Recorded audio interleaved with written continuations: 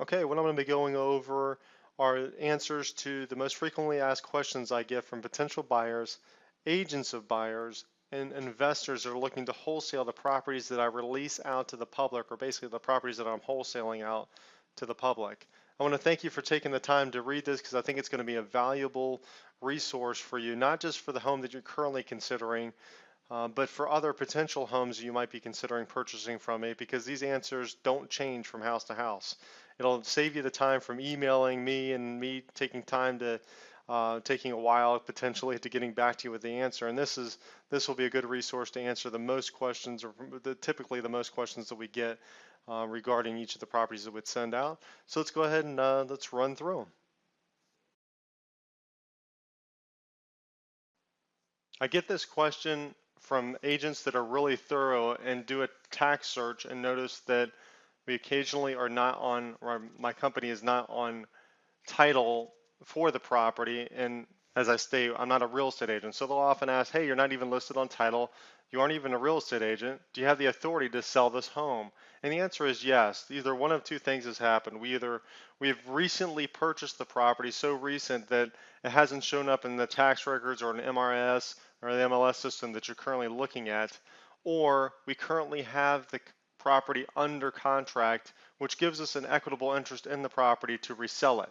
So what we're doing is, instead of waiting until we've actually taken title to the property, we're kind of condensing the time frame and marketing the property while we still have it under contract to immediately resell once we've purchased it.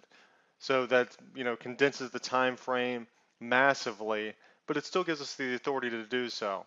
The contract that we have with the owner does, or the title holder does state that we have the right to remarket the property during that time frame. So it is, again, a totally separate transaction. It is absolutely legal to do. You're more than welcome to check with a real estate attorney, a local real estate attorney, or I can get you in touch with one that will again verify that it is legal to do. It will be a separate transaction. We are not representing the title holder. So we're not negotiating with, like if you negotiate with us, you're negotiating on our transaction between our company and you. It's a totally separate transaction between us and the title holder. We are not going back and forth and representing the title holder like you would be as if you were a real estate agent. So again, they're two separate transactions. It is legal to do so. And the written contract that we have with the title holder to purchase the property does give us the authority to resell the property. And so yes, and you will get, by the way, clear title when you do purchase the property. That's often a follow-on question that we get. Will I get clear title when you purchase it? Yes, it will be just like any other transaction. You will get clear title when you purchase it. I get this question from folks that do title searches and notice that we are not on title, currently on title for all the properties in which we are looking to resell. And that could be because our company just recently purchased it, as in just a couple of days before we try to remarket the property to resell, or we currently have it under contract with the current title holder and we're looking to resell the property immediately upon us purchasing it from the current title holder. So I'll also often get the question, if you aren't currently the title holder, will I actually get clear title when I purchase it? And how is title transferred?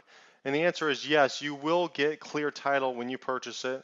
A transaction with us, even if we currently aren't the current title holder for the property, will still be just the same as any other transaction. Again, we're just strengthening the time frame in which we're remarketing the property. So sometimes we don't wait until we actually purchase it until we look to resell it. But it's going to be two separate transactions that might be literally hours apart from one another. But that does not change your title and how you get title when you purchase it. It will be clear title, and title will be transferred just like it would be with any other transactions. It's actually stronger than if you were to purchase at the courthouse steps, which is usually done by special warranty deed, which is a little bit weaker of a title position than it would be. So it would be just like in any other normal, which is generally like a general warranty deed or whatever is typical in the area. It depends on the state and what they call it. But it's going to be the same type of title as if it were any other transaction. So you will have clear title when it comes time to purchase from us.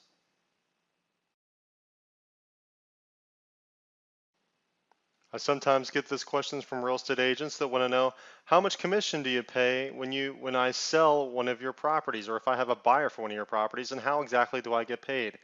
Well, I'm no different than just treat my transaction as if I'm a FSBO. There's really no difference whatsoever. In the contract, you're going to end up writing in, and I have this explained when you want to see one of the properties, but you're just going to write into the contract that you want to get paid X amount for the commission. It can be whatever you want to try to get out of me, to be honest with you, because ultimately I'm looking at the net price in which I'm purchasing the property. So I get agents that get anywhere from 3%, the typical 3% in the Washington, D.C. area, that all the way down to 0% if they're part of an investment group already that's purchasing the property, or they have some kind of other working relationship with the investor that they're working with as far as reselling it and using that agent, using you to resell the property. So, but as far as the transaction with regard to me, there's no real difference. Also, I occasionally get the question, how do I protect myself? Or my buyer, are you going to go around me, or, from my buyer going around me?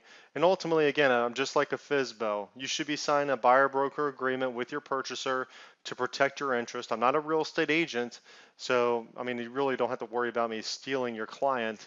But ultimately, I can't police when a contract comes in on whether or not, that person is using an agent. So it's in your best interest to make sure that you sign a buyer broker agreement with your purchaser to protect your interests.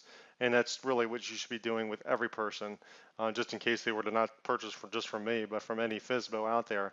So just again, treat my transaction as if you would for any other FSBO, and you'll get paid just by writing in your commission, whether that be a percentage or a flat fee on the contract itself.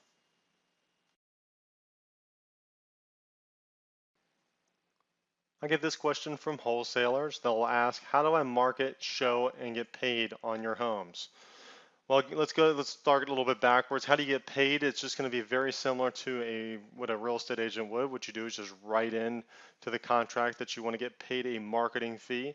If you're concerned about the real estate board coming out to you for getting paid as if you were, but not being a real estate agent, you're getting, basically being acting like a real estate agent and representing a buyer without being an agent. What we can do is sign an option agreement at a certain price, and then allow you to resell it to your investor at a higher price. I typically don't sign the option paperwork though until you are 100% confident, or we're in negotiations with your purchaser to know that we're moving ahead, because I don't want to end up wasting time and signing lots of option agreements just for someone to be able to advertise my home out on their list.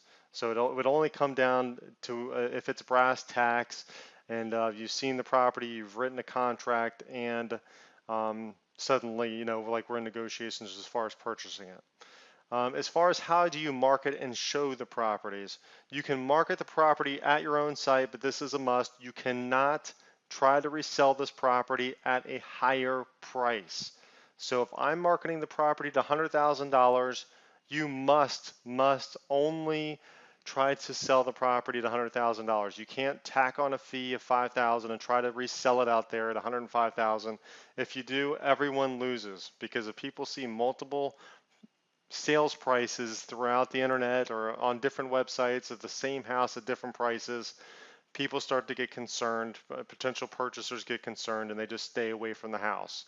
So again, I have a built-in commission, or a 3% commission, or factored into my resale on all of my properties, and that's what I pay wholesalers, agents, or anyone basically that brings me a purchaser.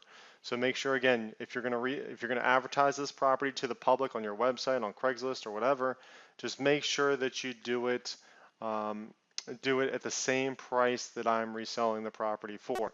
Now, how do you show the property? Considering that the people that you're going to go by and see it are not going to be, you can't really sign buyer broker agreements with the people that you send by, and you're probably thinking, hey, aren't you going to just steal those people or deal directly with them? Yes, that is a potential. I'm not going to steal them on purpose, but I can't prevent your purchaser from going around you to get to me. I can't tell when they send in the contract whether or not they're using you, and I can't really go through a list of people to see, okay, this person's working with this person and all that. I just can't keep track of it, I'll be honest with you. So the way that I recommend that you do it is typically I do showing times or lock boxes. So you send it out to your list, you have your folks contact you about seeing it, and then you come by and you see the property at the same time that I tell everyone else to see the property, and you attend the showing with them. So if it's a 10 o'clock on Saturday morning showing, then you would just make sure you show up at 10 o'clock on Saturday with your folks. The other thing that you can do is if the property is vacant and we have it on a lockbox, then you would just go by and see it with them, or you could potentially give them the lockbox code at that point, because someone on my side is probably not going to be there at the house. But if there's someone, if by some reason they, decide to drop off a car or whatever, I can't, protect them protect against that happening. We're not going to go through there and look through stuff, but typically if it's on a lockbox, you're not going to be an issue. But if it's a showing time and I have someone there to protect the house or to keep track of the house, yes, then you probably should show up with your potential purchasers, so that way they're dealing with you and dealing the contract with you. So when it comes time to actually write the contract, or if your purchaser wants to write a contract, what I recommend you do then is work with them directly to write the contract, and then you present the contract or you send the contract to me. That way, and then make sure that I'm dealing with you regarding the property, and that it's got, how you want to get paid in the contract itself. That's the best way to do it. I feel that is the best way to do it, and that's how we handle it right now. So that's, if you're a wholesaler, I want to protect you as best you can, and I think that's the best way to protect you, to make sure that you get paid in this process, and I look forward to working with you. I get this question from investors that know about my joint venture program and how I fund 100% of the deal for properties that folks bring to me. And they want to know, hey, will you joint venture on the home that you're advertising out to the public? And the answer for this is no. I don't fund the properties that I advertise to the public, because I'm looking for cash purchasers or someone, I'm looking to basically just sell the property and be done with it. But I will joint venture with folks that are bringing 100% of the money to the table. And what kind of scenario would that work in, if that's your question? If you are just kind of getting started in investing, you've got a lot of cash, and you see this deal that I've advertised out and you want to get involved, but let's say you don't have the contractors, or you're not sure, you don't have a team set up as far as the contractors go to handle everything, and you're not sure how things would work on the resale end. Could be that you're out of the area, could be that you're new to investing, and again, you have a lot of cash, but you want some guidance and some coaching to kind of get this first deal under your belt, and you see this opportunity that I've sent out and you want to take advantage of it. On those, if you are willing to fund 100% of the purchase price for the rehab, the utilities, insurance, everything regarding the property, you can take title of the property, and what we'll do is a 50-50 joint venture, where you're getting 50% for funding 100% of the deal, and I'm getting 50% for basically bringing the deal to you, as well as giving you some guidance on the contractors to use, and on the resale side, if you need agents or anyone else to help you with that side of it, I can provide all the resources necessary to make that happen, and also try to give you some guidance on how things would work, not just with the house that we're dealing with here, but for any other house that you might be dealing with. So it's some good hand holding for that first transaction that you're not quite so sure about if you're just getting started in the investing world. So that's the only way that I joint venture on the homes that I advertise out, but I did not fund the homes, do the joint venture funding on the homes that I advertise out in the public. So hopefully that'll answer your question clearly. I get this question from agents that notice that I use a custom contract when I want to resell my properties, and they ask, can I send you an offer on the board contract? And the answer is, you can send an offer in on the board contract if you like, but there's a 100% chance that I will not be signing it. Why, you might ask? The reason I don't sign a board contract is because there are 10 million outs in the board contract. It's got as many holes as a Swiss cheese has in it. It's like someone took a shotgun up to it and blew holes in it, and there's just so many outs in it. There's no way to patch or to fill all the holes into a board contract.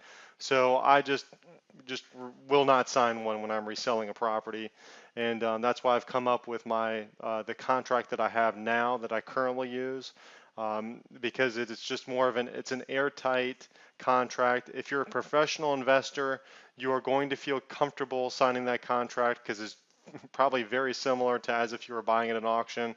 Just realize that when you go to purchase one of my homes, that yes, it's kind of like all sales are final. Once it's under contract, you are locked in. So I don't have any contingencies. Earnest money is non-refundable. And the reason I do that is because I only, again, want serious buyers. So I don't like to use the board contract because, again, it has way too many holes in it, way too many outs. I do want a commitment from the purchaser, and I only want to deal with professional investors. So that's why I do not sign offers on the board contract and only use my the contract that we have on our website that you can, again, download at any time when you want to write a contract. If you noticed, if you looked over the contract that I use to resell the properties or the properties that are advertised on my website, you'll see that the closing company is already filled into the contract. And you know, often get questions, usually by investors, professional investors, is can I close with my closing company? Or will you do a split settlement with my closing company involved or handling my side of the transaction? And the answer is no. And your follow-on question is going to be, well, why not? You know, I use my closing company all the time, and I really like them and feel comfortable with them, et cetera, et cetera. And the reason is because when I purchase a property, I may just have it under contract. It could have been that I just recently took title to it, but either way, I want the transaction to go as smoothly as possible. And I know it will go smoothly when I'm using my closing company. If I end up using someone else's closing company, I may have to train them for how I want that closing to go. In particular, if I'm doing an assignment as far as the resale side of it, for we're just basically assigning a contract that we currently have with the current title holder of the property, if we're transferring title that way, then it can be a very complicated transaction that I like to do a very particular way. And I don't want to end up getting the finish line or having some kind of hiccups because your settlement company will want to do it a particular way, or else, you know, they just won't want to do the deal. It doesn't mean that there's going to be anything wrong with title. I've never had anyone question the title after we've sold a property. Title is going to be transferred just like it would be in any other transaction. I just want to make sure that it's smooth on my side, and I know there won't be any hiccups if we're using my title company. So it's evolved into a must that we have to use my title company, mainly because I've had so many other issues when I try to use an investor-friendly settlement company that some other investors use for years and years and years. They may do it great their way. I like to work things my way, so for my properties, I will require my title company to be used.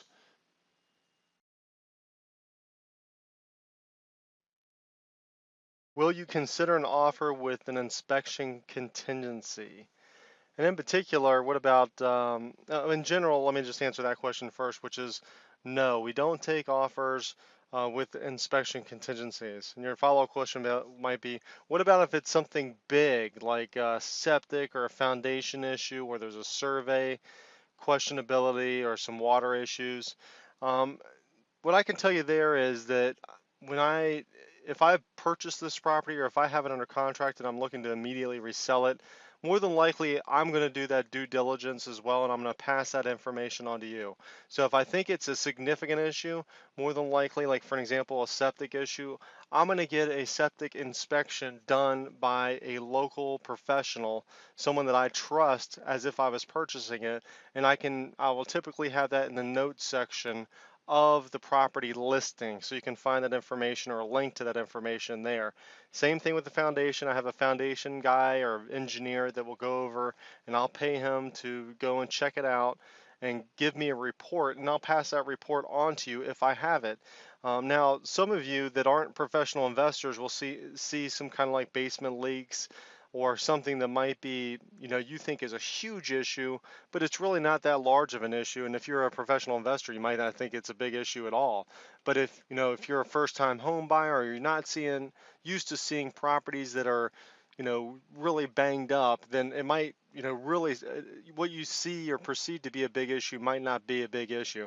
But either way, what you should do is do your own due diligence. So when we send out a property, and I'm typically going to put, if I think it has an issue, like a foundation issue, any of those issues that I mentioned there, septic, foundation survey, or water issue, if I think it's significant enough, I'm going to let you know in the notes section, and I will put that, whatever info I have in that notes section. Now, I'm not going to catch every property, because again, some of these issues are not going to be big issues to me, so I won't place them in there. But if I'm paying someone to do a big inspection above and beyond what I typically do with my contractor, then I'll pass that information on to you. But in general, we're not going to accept an offer with an inspection contingency. So I recommend, if you feel that you need to bring your own folks in, bring them over during the inspection period. And also, if you don't feel like you're going to be able to trust my guys for whatever reason, and you just trust your guys, make sure they show up during the time for the showing of the property. That way they can give you an accurate assessment quickly, so that way you can quickly send me a contract on the following day, which is Sunday, because again, we usually do our showings on Saturday and then contracts on Sunday. So that's how we run the inspections, and how I feel that folks that are checking out the home should handle the inspection for the house.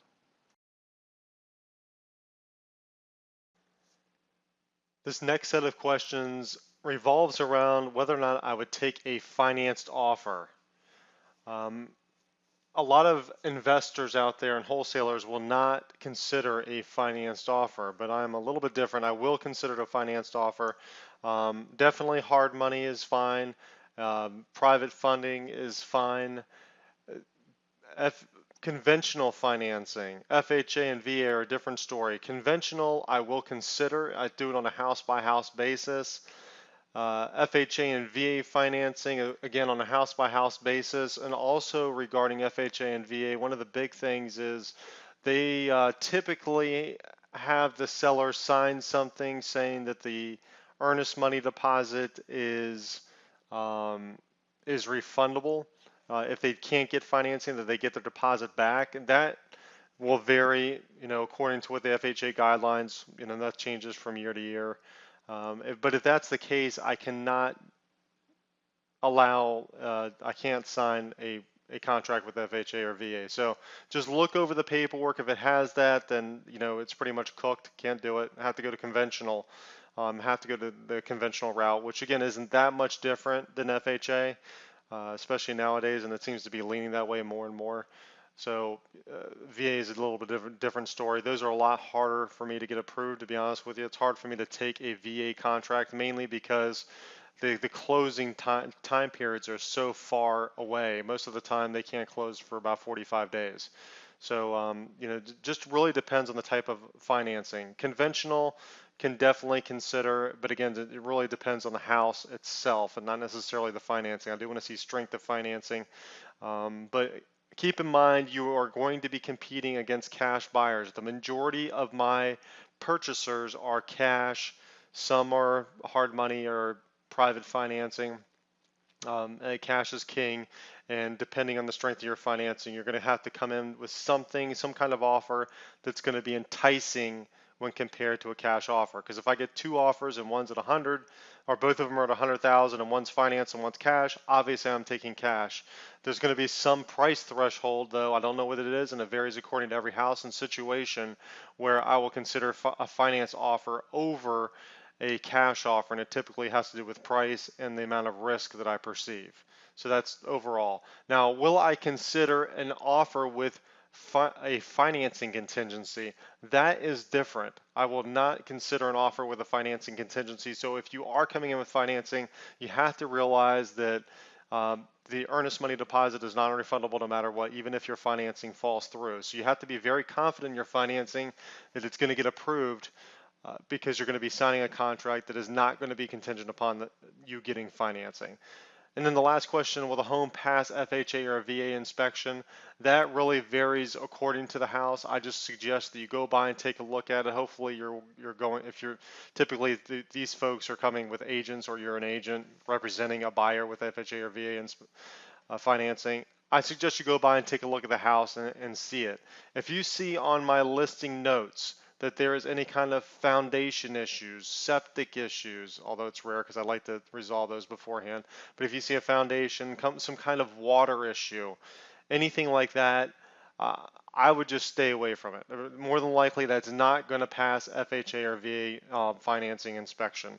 But there's a lot of my homes that I sell that are fine. They're just outdated. They're a little banged up, and it's you won't have any problem getting FHA or VA financing. But if there is some kind of major issue that you see in the house in my notes, or if you go by and see the property and there's some kind of major issue, then that would probably make it so it wouldn't pass inspection. It's really on a case by case basis. I'll try to put the information in the notes, but not every time I'll be able to do that. It really depends on the perception of what is as far as the amount of work required. But hopefully that'll give you the answer to the questions regarding financing.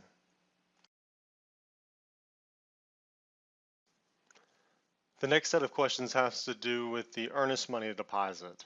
And the first question is, how much earnest money deposit do you look for in your contracts? And that really depends on how much, if we've done business in the past, I don't require much earnest money deposit at all. If it's probably the biggest factor is the price.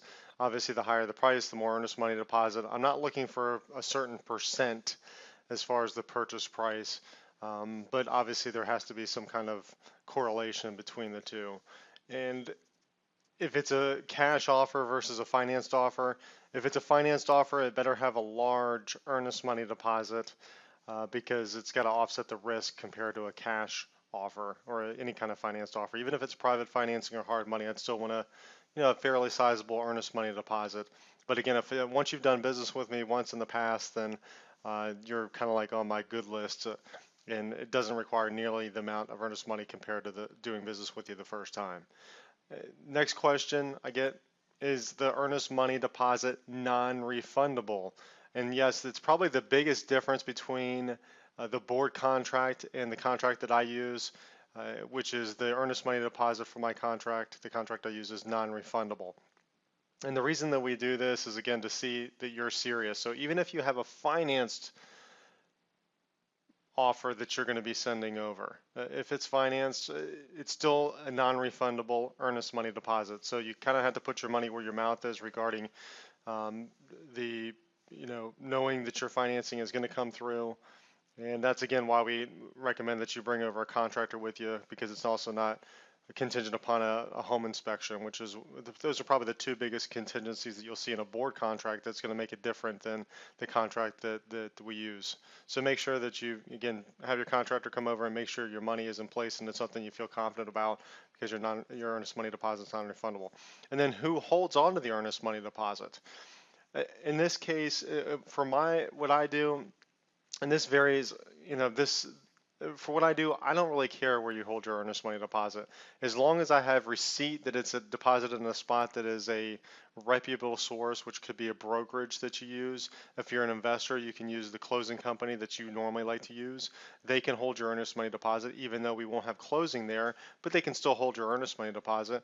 And for you investors out there, you've probably heard a lot of other people say you want their earnest money deposit to go with somewhere that you control, like with your own attorney. But to be honest with you, I feel like it's more the earnest money deposit is bound by law so much. As long as I know it's deposited in a certain spot that's a trustworthy source, aka a brokerage or a real estate attorney, that and I have confirmation that it's been deposited there, then the law determines on how it's going to get released. So I don't really mind that it's held somewhere else. So those should answer the majority of the questions that revolve around the earnest money deposit.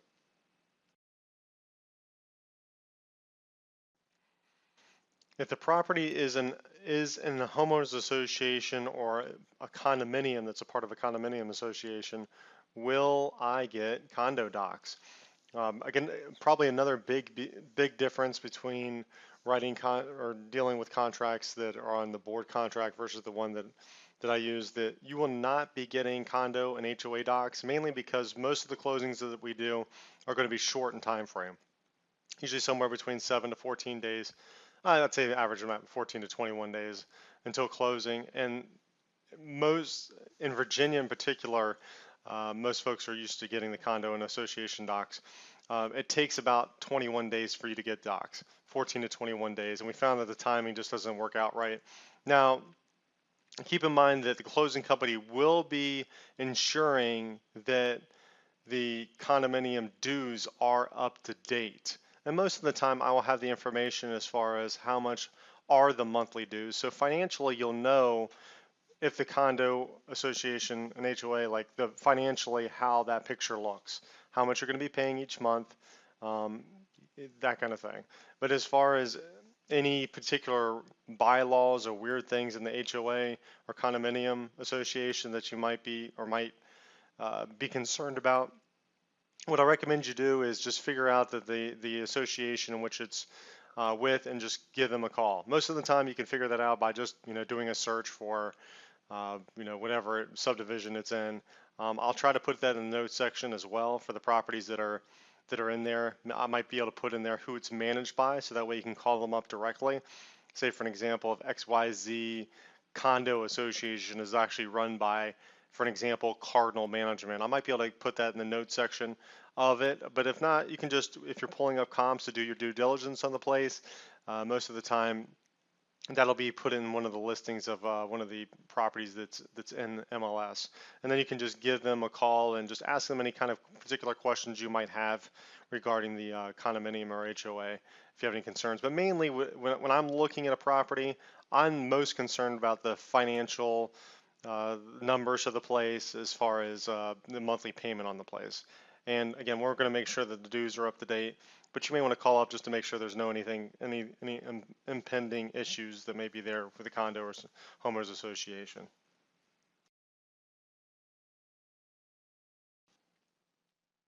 Will the home be cleared of stuff and in broom clean condition when I get it? There's two separate issues here. One is the broom clean condition, which is typically you'll see that in the board contract where it's the property is going to be delivered in broom clean condition. I can tell you that it will not be given to you in broom clean condition when you get it. There's no one's going to be going through and cleaning it right before you get it. These are properties that are getting sold in as is condition. Now, what about the stuff that you see in the property? I would say overall, if you're walking through a place, just consider that yes, there will be some amount of stuff left at the property. Now, for most professional investors, they don't care because they're going to be trashing out the place anyway when they go to purchase it. They're going to be ripping out cabinets, ripping out vanities and showers and all that stuff. So they got a dumpster out there anyway. For them to haul out some stuff is not that big of a deal. If it's an occupied property and you're seeing a load of stuff and you have no idea how much stuff is going to be left behind, just assume that there's going to be quite a bit of stuff there. If you end up getting the property and it has an astronomical amount of stuff, then give me a call after closing and I'll see what I can do to help you out. There's no guarantees, but I don't want to, I don't want to be put in a position, I don't want to put someone else in a position that I would want to be put in. So I don't want to, hand you a property that's got loads and loads and loads of stuff, and I can either try to, get a crew over there to help you out if it's again a ton of stuff. But I would say, don't expect to see the property if it's vacant and there's a lot of stuff in there. Just assume that you're going to be buying it with that stuff in it. But if it's occupied, it's a little harder for me to determine what the occupant is going to leave behind and what they're not. So if they are a hoarder, there's just an astronomical amount of stuff, then we can work something out. But then again, that's usually I'm not going to know that, and that's a rare case. So, but I again want to make sure that it's a good win-win situation. So, hopefully that'll answer the question regarding the stuff that's going to be left behind on the property. It says, I noticed that the home is currently occupied. Will it be vacant by closing? Yes. In general, unless I state otherwise, if I state in the notes section that it's a rental property and the tenant must be inherited or has a lease until, December 2000, blah, blah, blah, then just assume that the property will be vacant by closing. I will make sure to have it arranged that it's vacant by closing. Now, if it's a tenant or if it's owner, like the title holder's currently living in the place, again, they'll be out prior to closing. Now, in particular, what about in DC, where you have the crazy rules where there has to be notices given for tenants for them to vacate the property, and special notice has to be sent to them and to DCRA, just basically the housing authority over there, to prove that they've been given an opportunity to purchase the property. Yes, all of that will be done or has been done so that when it comes time for the tenant to vacate the place, you will be getting clear title. That's something that the title company will be checking out anyway. The title company, so we're aware of that issue as far as the housing authority having to be notified, and we're making sure that everything has been taken care of to do that. You're more than welcome to verify that to be the case if you'd like, and or you can do that through the title company. But again, we've been purchasing rental properties and all that good stuff in the DC area, so we know about the rules and make sure to follow them as far as making sure proper notice has been served to anyone that's occupied the house. So that way, when you get the property, get the property, it will be vacant and all the proper notices will be given. Do you have a preferred closing date? No, I typically don't have an exact preferred closing date. Typically, the sooner the better, but too soon is not good for my title company. They don't like to race around. So as a general rule, I'd say that 90-something% of the transactions typically close between 2 to 3 weeks out from when the contract is written. 2 to 3 weeks out. If I need for it to change when you send in your contract and it gets down to brass tacks and we're getting to final negotiations, then I will tell you the exact date in which I would like to close. So if there's some kind of idiosyncrasies with the closing date where it needs to happen by a certain date, then I'll make sure to tell you that during the negotiation or after you write the contract. But as a general rule of thumb, 2 to 3 weeks out is where is the best. When will you review offers? Now there's a system that we typically use when we're releasing homes, which is we release the homes on a Wednesday, Thursday. We show the properties on a Saturday morning if it's a showing time, and if it's on a lockbox, it's over the weekend. And then we review offers on Sunday evening around dinner time. Occasionally we have to do it we can't review them until Monday. On really rare occasions, we can't review them until later, but the majority of the homes are reviewed on Sunday night, and that's outlined in the showing email that we send over to you. If there's any exceptions to that, it will be in the showing email that's sent over to you. But I encourage you to place in your offer beforehand, even though we're not reviewing them until Sunday. Place your offer in beforehand. That way, if there's any issues with your offer, let's say if we have some questions about your proof of funds, if you're getting financed or you're using a private lender, or it's something that just isn't just a flat out bank statement, then we have some time to ask you some questions regarding that. If your closing date seems like it's too far off, if you try to use your closing attorney, if there's some kind of unusual question that we might have, I'd rather address it immediately so that way you have a chance to, fix that issue or determine what you're going to do with the issue prior to just running around on Sunday evening where you may not have the time to do so. So again, I encourage you to make your offer immediately, and then we'll just review them on Sunday, or make the final review or decision on an offer, or most of them are on Sunday. And then the follow-on question I get a lot of times when someone asks me that question when we review offers is, if you make a full price offer before then, will you ratify it? So like if someone's going to make me a full price offer, will I ratify it immediately? And the answer is no. And we're still going to wait until Sunday evening and just review all the offers at that time. Why is that? Well, it could be that we might get into a multiple offer situation. It could be that someone's financing is stronger than someone else's. We've done business with someone else before. So we're not going to just jump on the first offer that comes in.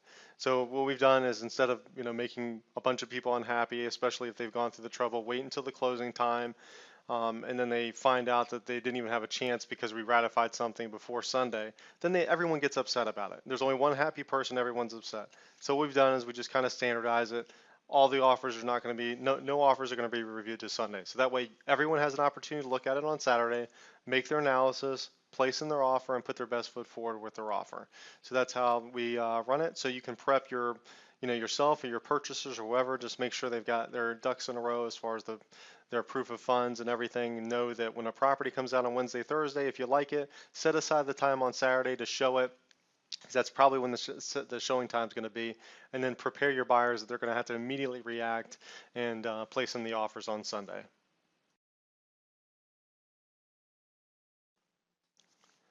Before I go see it, would you take X for the home? And X is usually a lower price than the price that I have it listed for. Or the question that's similar to that is, what's the lowest you'd take for the home? And we get that occasionally when we end up sending out the showing email. And the answer is that I placed out the price that I think the property will sell for. The majority of our homes sell the first weekend. We're usually fairly accurate as far as pricing it appropriately. Most of the offers are accepted, pretty darn close to list price. Occasionally we make mistakes and they get bid up, sometimes quite a bit. So, depending on how good the deal is for the place. But usually we're releasing it and it's going to sell at the price that we're listing it for. So try not to think of yourself as, for you folks out there that are relatively lazy and only want to go, well, would you take on a property that's listed for 100,000, would you take 60 for it? Would you take 75 for it? That's probably just not going to work. If that's what you're trying to do, most of our properties are listed at a wholesale price to begin with, that are significantly below market value to begin with. So we're not coming that far off the price. Plus, I wouldn't even want to accept an offer from someone that's never seen the house. And that's kind of like a prerequisite that I have to have, is that someone's got to see the house, even if it's a row home and you've done you rehabbed a million row homes. I don't want to have it come to a few days before closing, you go over there with your contractor and find out that, oh, this basement's a lot different than I thought it would be, and end up wanting to try to back out of the contract. That's just not going to work, So I highly recommend that you, again, go over during the showing time, make sure it's a house that you like, and then put your best foot forward as far as the offer goes. And just see what happens as far as that goes. And if you want to make a low offer, if you want to take the time to make sure that you've written it up and you send it over, that's great. But don't send me an email that says, hey, will you take $60,000 for this house? And expect me to go, sure. Spend the time. I need to know that you're serious. And the way that you're serious is sending it over, the offer in writing with proof of funds. That will make me confident that I'm working with someone that's serious and not just a fly-by-night. So if you want to seem like a fly-by-night, just send me over an email just saying, hey, would you take blank for it? And I'll make sure to just think that you're a fly-by-night. But if you want to be a real investor, then just go ahead and do what every other investor does for every other property that they put an offer in, which is send proof of funds, send it over the contract in writing, and then that way I can do something with it at that point.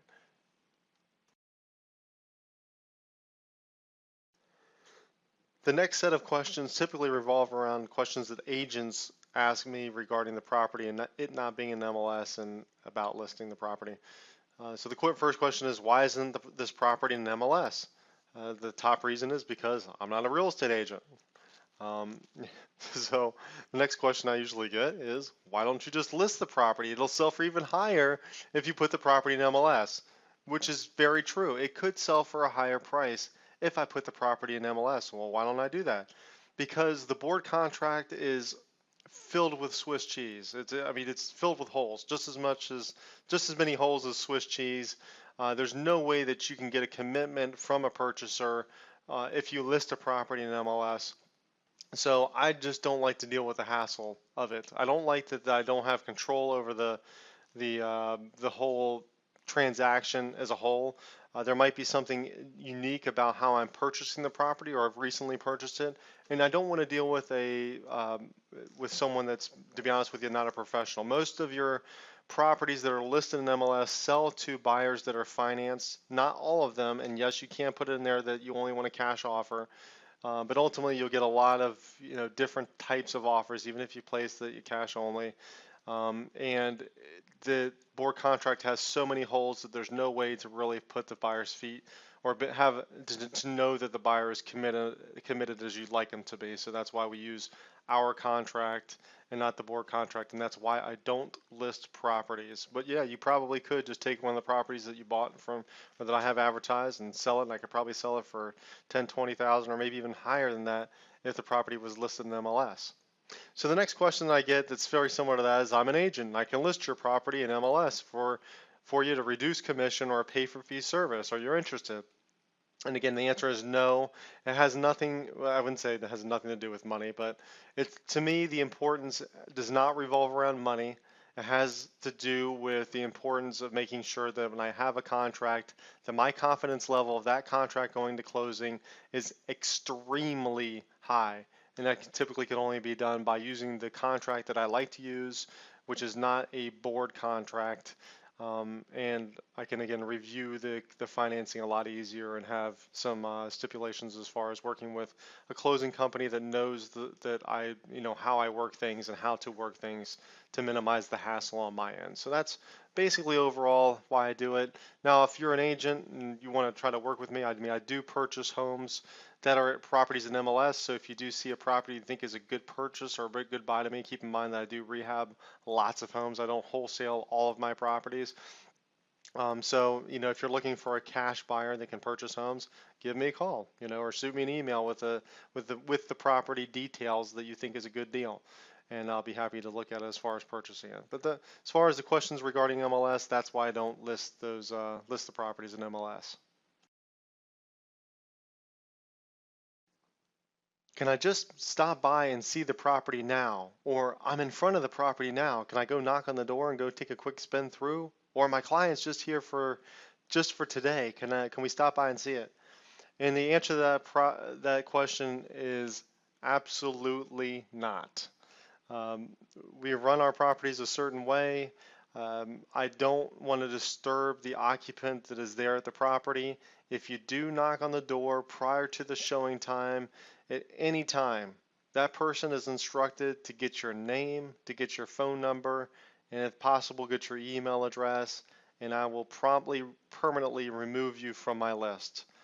I do not want any kind of I don't want any kind of stress to be put upon the occupant of the property. This property that's one of the reasons I don't like listing properties in MLS, because people can just come by whenever they want to go by and see the property.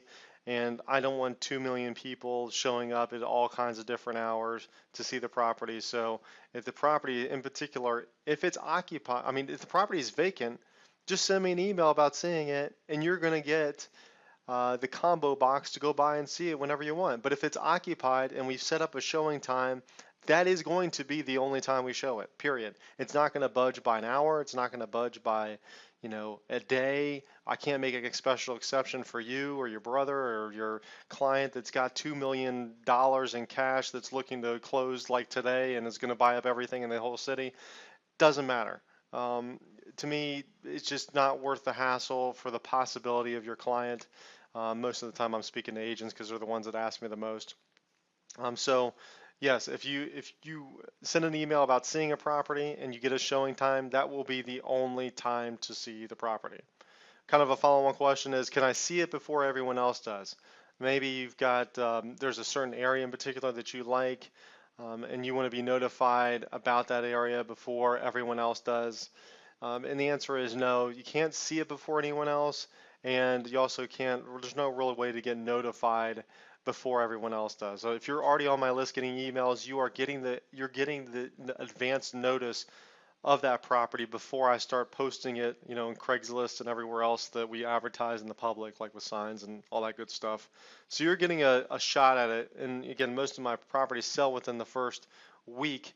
So it's, you're typically the people that are purchasing my property, the ones that are on my list, the ones that get notified via Craigslist and signs and everywhere else that we market. They don't, unfortunately, they don't have really enough time to react. Some do, but they've got to be quick on their feet. So you're already ahead of the game if you're on my list, and there's unfortunately no way to see the property before everyone else. Just stick to the showing time and put your best foot forward as far as the offer goes, and that should work out well for everyone involved.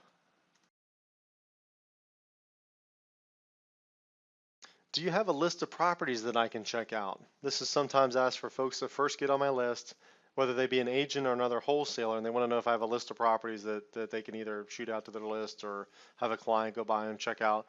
And the answer to that is yes. When you first jump on my list, there will be a link that'll be sent to you, and that link sometimes varies, so I don't want to tell you what the link is. Right now it's realityrei.com/all-homes. But 90 something percent of our homes sell the first weekend. So there is no list because they just, they're advertised and they sell.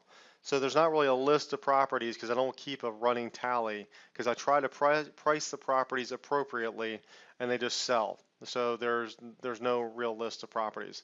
Best thing you can do is just make sure that you are, like, when you sign up to be notified of a home, that my emails don't go to your spam list. So for some reason, you should be getting about 1 to 2 emails from me a week. And if you're not getting 1 to 2 emails from me a week, then my emails are probably going to your spams. If you're on Google, then probably the promotions tab or the social tab or something like that. They're not coming to your direct inbox, and you got to figure out a way to get it so they're not spammed or sent to your spam folder. And that way you'll get notified when the properties come out. Again, they come out typically Wednesday, Thursday. We do Saturday showings and contracts on Sunday, and we don't have a list of properties because 90-something% of them sell the first weekend.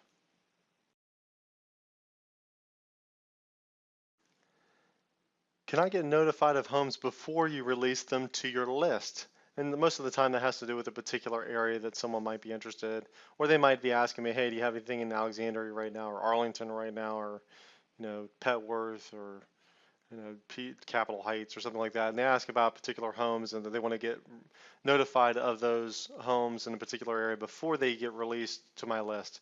And the answer is no. If you're getting my emails, then you are on my list that gets notified before they get released to the general public. And by that I mean before we advertise them with mass media, with Craigslist, internet, signs, stuff like that. So if you're on my list, you're getting the earliest notification possible. And there's no way for me to just to section off certain areas or price ranges or whatever. Just realize that if you've done business with me before, you are going to be on a tiebreaker kind of scale regarding properties. So if you've purchased a property from me before, that's going to be a great tiebreaker. But there's no way to really get, just because you purchased a property from me before, or you've got $5 million sitting in the bank that's burning a hole in your pocket, there's no way that I can section off my list or want to even section off my list to give someone the ability to see it before everyone else or notify before everyone else. And also, then you want to see it before everyone else, and that just, again, creates the hassle of disturbing the potential occupant that might be at the property. So that's why we kind of run things a certain way when we release it, have a showing time at one time if the property is occupied to minimize the impact on the occupant, and then just do the contracts all at one time so no one has any kind of unfair advantage. Try to be as fair as possible to all the way through the process. But unfortunately, there's not really a way to step ahead of the line before everyone else. So that wraps up all the answers to the frequently asked questions that we get from potential buyers, agents of purchasers, and investors that are looking to wholesale the properties that we have. If you have some other additional question, feel free to email us, but hopefully that'll answer all the questions you need, and we look forward to doing business with you in particular. Take care and make it a great day.